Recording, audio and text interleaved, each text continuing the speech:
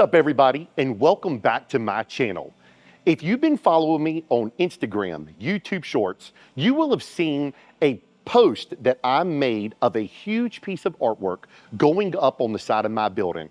I have the man, Shane, aka Abstract Dissent, coming in to do a huge piece of artwork on my building. Over the course of the week that he has been here, me and this man have become very good friends, and I have decided to sit him down, interview him, because we are in very niche businesses, and even though we're in different businesses, we do something very, very similar for each other. So I'm excited to unveil this artwork, and I'm excited for you to meet Abstract Dissent.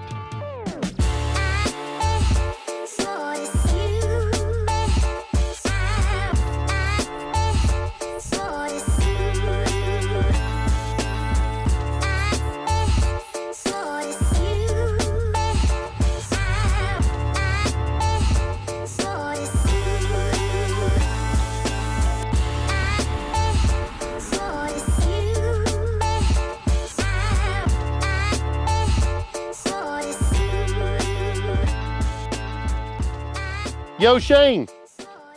What up, bro? What do you think? I'm beyond excited. I was trying to match your shoes a little bit. What's up, buddy? What's up? How you doing? Good.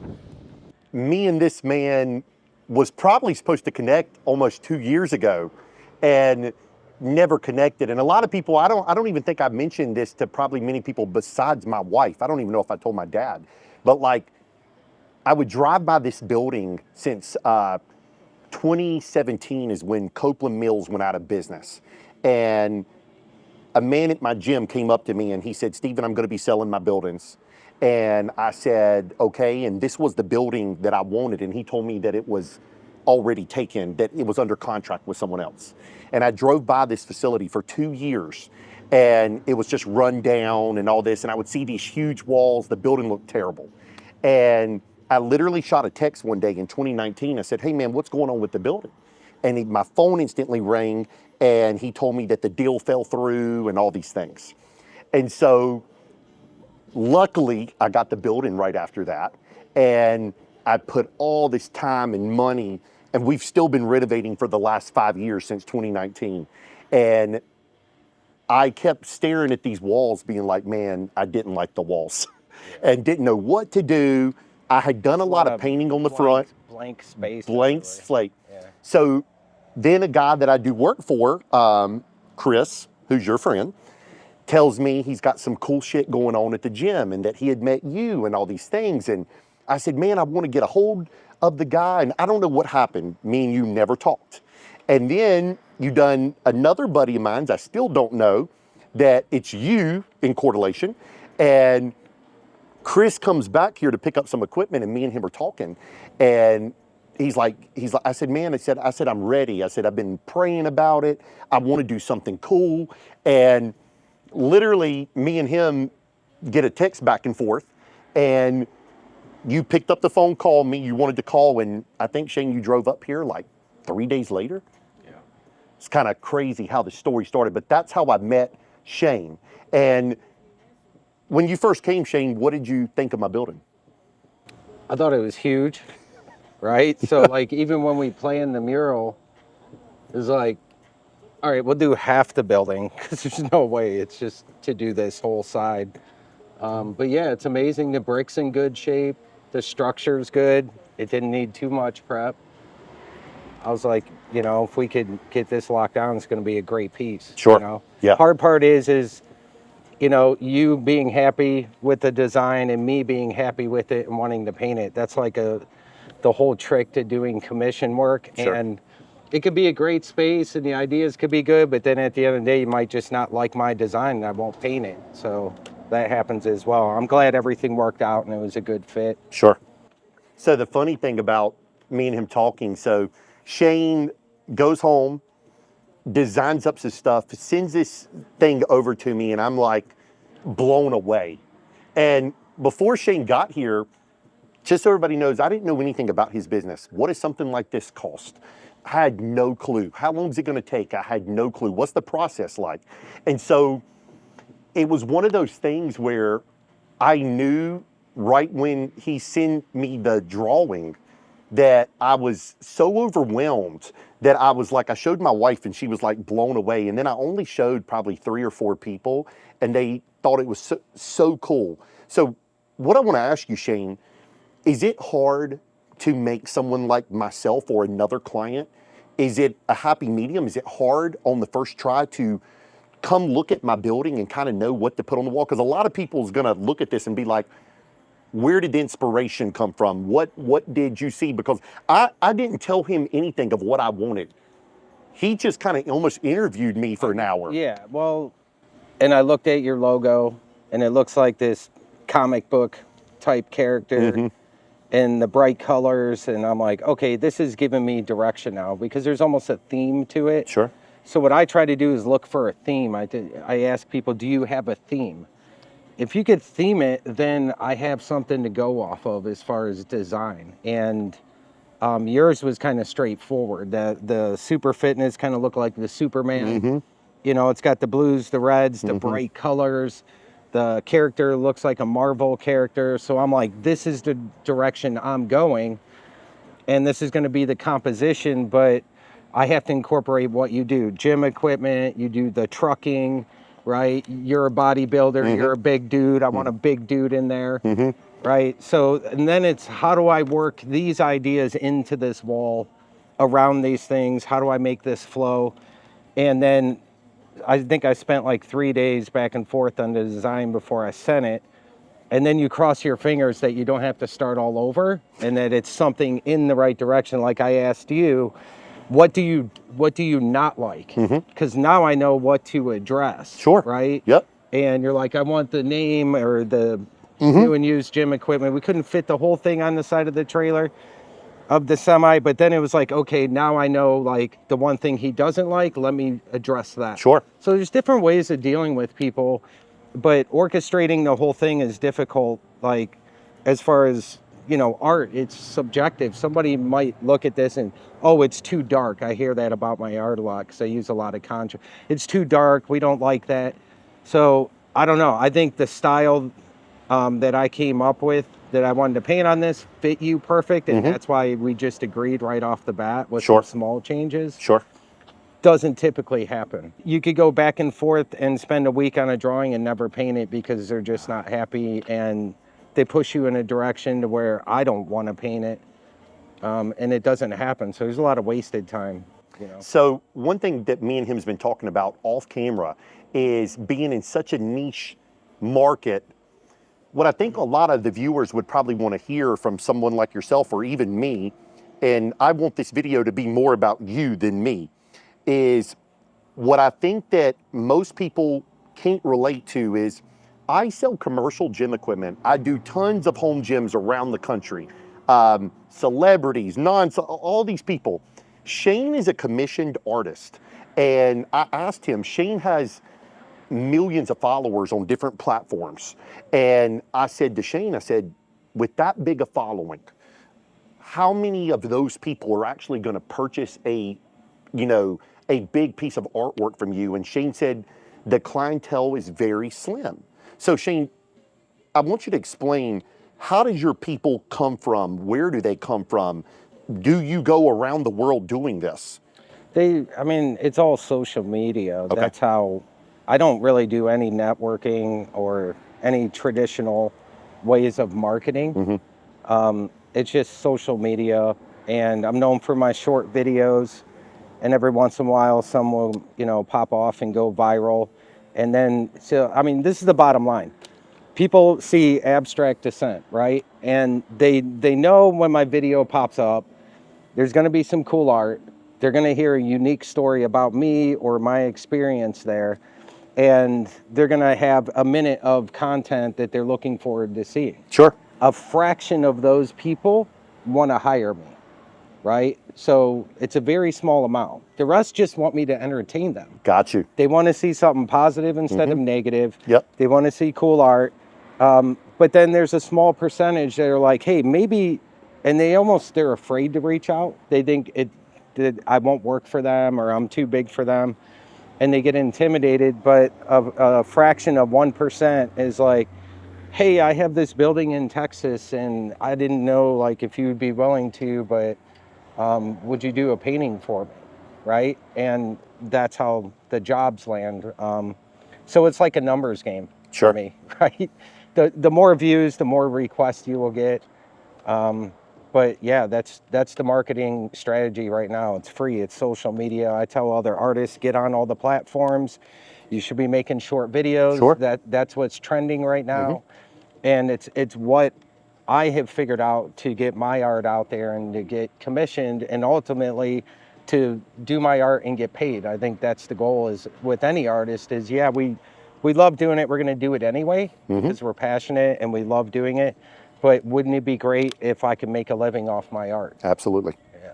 One thing I want to touch on, and that brings up a good point, is relationships and those things. So I know Shane just was in Texas and he was commissioned, and then he got several different pieces of artwork out of other artwork. And that's how me and him met, is me doing business with a friend of mine who I've been doing business with a long time, referred me to him. A lot of people don't realize in our world, if he came here and was a complete dick because he's an artist or whatever, and he was a dick to my customers or a dick to my staff, that's a major problem in the world. And I've met a lot of people that are on their high horse like that. Shane's not only been Especially artists. Shane, touch on that. Touch on that. I don't know. I don't even really know much about the scene or keep up with it.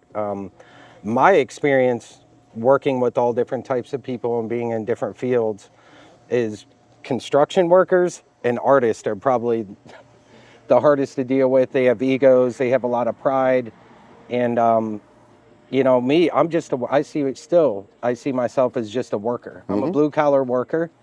To me, this is kind of construction related. It's what I've always done. So I don't see myself as like this famous person, this social media popular guy. I don't see that. I just still see myself as a poor kid from Cleveland, right? I can't get that out of my head, so I can't understand people that are doing good in art that have this huge ego. It's like, dude, you know how many talented people I know? You know what I mean? And none of them act like that back home. I mean, it's a humble place, right? Sure. Very talented people. And I feel like if they ever left, they would succeed tenfold. But because you're stuck in Cleveland, like it's never going to happen, right? So I don't know. I guess we're just more down to earth and we don't let things go to our head. Sure. With my experience with other artists, everything's gone to their head. And it's all about them. Look at me. It's everything, right? Yep. To me, it's not about me. It's about the art. It's about the people I'm working for, the relationships, how I can relate to people. And if I'm going to be all over social media, what do I want to put out there? Sure. Do I want to divide people and put out more negative stuff? Sure. Or do I want to be a part of the solution and show this is what's going on when you get offline and you go out into the world? Humans are still humans. It doesn't matter their political views. None of this stuff matters, right? To everyday people that are out here. What matters is the connections, you know, getting along and creating things together. That's what I want to see more in the world, so that's what I'm going to put out there. I agree. I'll touch on this. I've done some of the biggest celebrities in the world's gym equipment, and they call me, and I'm almost in shock of who I'm speaking with. Could be big bodybuilder with millions of followers, and they are so nice, and they remember when they were broke. I could name drop right now some people who have told me heartfelt stories of wrestlers that were getting paid $100 a show that wouldn't even get their hotel room and gas to get to the next show. And they call me and they want these 1980s old Nautilus gym equipment, and it means a lot to them that now they can afford it. And they're the most humble, hardworking people, and they appreciate me. And then I've also had the guy fly in or pull up in the Mercedes with the nice clothes on that thinks he's got some money and treat And me he like ain't made it yet. that What's the he's not the making. funny He treats thing me is, like dog shit. the people that have made it are like really humble, and it's Yep. probably because he did all the shows for $100, 100%. right? Yep. That dude, that's why he knows what it takes Yep. to get there, Yep. right? And then it's been hard work his whole life. Sure. Somebody that it came too easy for, right? I agree. Might not know that struggle. They might not be as humble, you Sure. know? And then a lot of times too, you see what famous people are doing online where they're flexing in their photos. So people think like, this is how I get to their level. They don't understand all the work that went in that's not shown on social media to where this dude could get a following with millions of people Sure. and do his flexing poses and get all the likes. Like if you ain't done the work to get there, you can't just start doing that and expect to get there. You got to do everything else. I couldn't agree more. And Shane, that's what I want to touch on is your upbringing, I want you to tell the people what you told me the first time we met, that you had no art school. You couldn't afford $120,000 for school. You kind of gave up art for a long time. I got Tell mad. that. I got mad at it. So I always did art as a kid. I would sit in my room, listen to music, and do drawings and write poems, and it was just something to do to pass time. And it's all I really cared about. I didn't care about academics, and I just saw like everything in school didn't seem relevant in my world.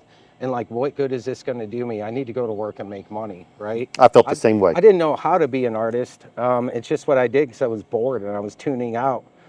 And then I got accepted into an art school, and it became all about the money and sitting down and going through my mom's finances. And she just recently, came out of poverty. And I'm like, that's probably going to put us back into poverty. Like, I can't do this. And she was like more than willing, like we could do it. I go, they're going to take every last penny you have, and we don't even really have any money. So like, I'll just go get a real job. I'll just forget How about old art. were you during this time?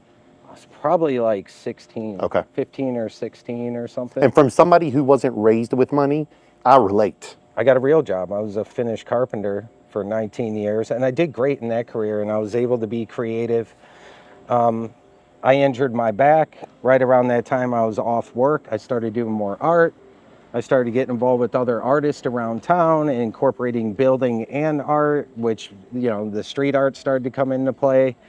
I used to roam around these abandoned buildings and just do photography and see the graffiti and everything around Cleveland. Mm-hmm. And, it was just inspiring, right? I was doing art at home, and eventually I produced so much art in my house, right, that I was like, there's no more space. I think I'm going to go outside. And I love that. He's not bullshitting. So I grabbed spray paint and I went outside, and then that's when people drove by and they started wanting it. I didn't see it as a business. I already had another business. I was just bored out of my mind, and art's like my escape. And I went out to the street to do it, and everybody noticed it and already started commissioning me right off the bat before I was even good at it. And then, working in construction, I think the relationships I built with people, you're going in, changing their whole space inside their house, kind of changing someone's whole space on the outside of their building. So being able to talk about it and work with the client seemed natural to me. Sure. When it came to the art. The relationships, me meeting you meeting, you've told me about some people that you met in Texas, California, the Charlotte area, all these places. I done a lot of work for people before, out of the heart, out of the passion. And Shane, I truly, from working with you this past week, I get the same vibe from you. It's not just about the money. And I didn't want someone to come paint my logo on the wall that wanted just to charge me. If I would have got that vibe from you, I wouldn't have, because this means a lot to me and I truly appreciate it. So just talk for a second on, the stuff that you've done and how you've helped the community. Well, a lot of things I did at first, I donated my art because the people asking me for my art, they were driving by while I was painting, were people doing stuff in the community. A lot of them were nonprofits, or they were a startup and they weren't really making any money. And this was in Salisbury, North Carolina. So, it's similar to Burlington. There's a lot of empty buildings for cheap rent, and you could experiment and start a business. Sure. Or try to start a business for cheap. Right? Sure. Those people are the ones that wanted my art. I loved what they were doing because it was mainly helping out other people. So I just donating. I was like, I love that. I'll just donate because I like what you guys do. So that's how it all started, really, was, and then eventually I'm like, maybe I should start charging for paint, like, right? Like, it was starting to get crazy. Kind of like how I started with gym equipment. Yeah. Now I get it. And then the requests just kept going, and it led to small businesses and everything else. But I think with me, like when I get a job, I want to learn about the person. I want to learn about their business. I want to know their story, you know, how they came up, how they got into the business. I'm just generally interested in people. And I'm here and I'm around, so I'm curious. I Sure. want to know different things. And he asked me a ton of questions, and I probably asked him a million questions too. And in the process, like I become friends with the people, and then you have a connection with them. You start relating on a lot of levels. And now the bad part, I've already got him to look at another wall, and we're probably going to be doing another Well, piece. that's what happens. They get me there, like, I'll never get you back. So you need to, I got to get you to do this, this, and this. And, you know, like jobs like Texas and California, where I'm there for weeks on end and spending every day with the client, you know, sometimes you get like separation anxiety. When you pull out and you're going home and Yeah. you're not going to the job, it's like, damn, dude, like, I kind of don't want to leave. Yeah. I can imagine. I can imagine. Well, Shane, I think that's why you've been blessed tenfold. I truly appreciate what you're doing with me, and I look forward to the future of working with you, man. Yeah, me too, dude. I'm stoked, and we have a ton in common. I didn't know that at first. Yeah, Now I I didn't know that. We could relate on so many levels, and I don't know what it is, but like these people keep coming into my life and wanting my art, and they're just everyday people that some are successful, and but they just seem like very relatable people, and I'm starting to realize from doing this art and all this art form that us as Americans, we have more in common than we do not in common. And I think more people need to realize that.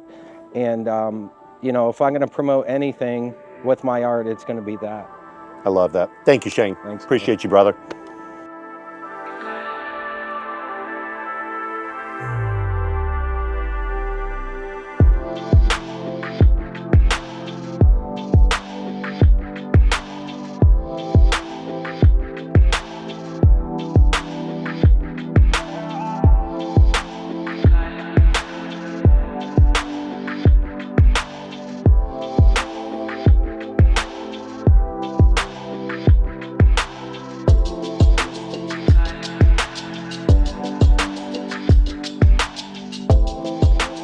So now that it's finished and we spent 2 weeks painting, what's the overall feeling you get when you look at this now?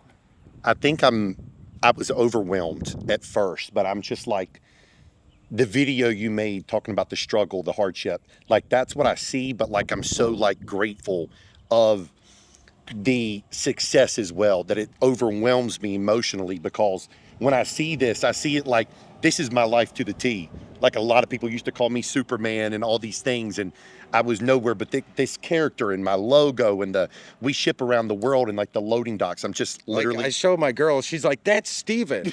That's Steven." She's like, after meeting you, she's Yeah. like, "You straight nailed it." Is like 100%. getting this guy, his business, everything else, and I could see it in you, and that's why I told that story. I thought like, this is what needs to be told because I feel this coming from him. This is how he is viewing this thing.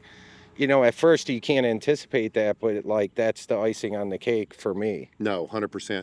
A lot of people don't know, at 18 years old, I got a Superman, this whole tattoo on my arm. And we were in the nightclub business, and I based it off of Superman and Club Kryptonite and all these things. And every single business I've ever had was based off something to do with Superman. Every logo, I had Superior Nutrition, Super Tans, Super Fitness new and used gym equipment. So it's like, for literally you to put that on paper, I wrote last night, it made me literally speechless, because I've watched it for 2 weeks, but it's like, to see it come together, it's better in person than it is.